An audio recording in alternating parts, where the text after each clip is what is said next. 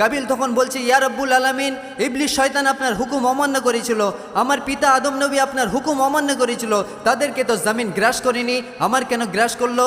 আল্লাহ রব্বুল আলামিনের তরফ থেকে আওয়াজ আসতে লাগলো, হে পাপিষ্ঠ, ইবলিস শয়তান আমার হুকুম অমান্য করেছিল ঠিকই, সে কোনো মানুষকে হত্যা করেনি। তোমার পিতা আদম নবী আমার হুকুম অমান্য করেছিল ঠিকই, সে কোনো মানুষকে হত্যা করেনি। তুমি মানুষকে হত্যা করে বড় পাপিষ্টায় পরিণত হয়েছ।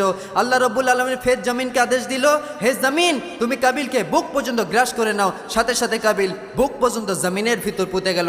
তারপর কাবিল কি বলছে কবি লিখছে শুনুন।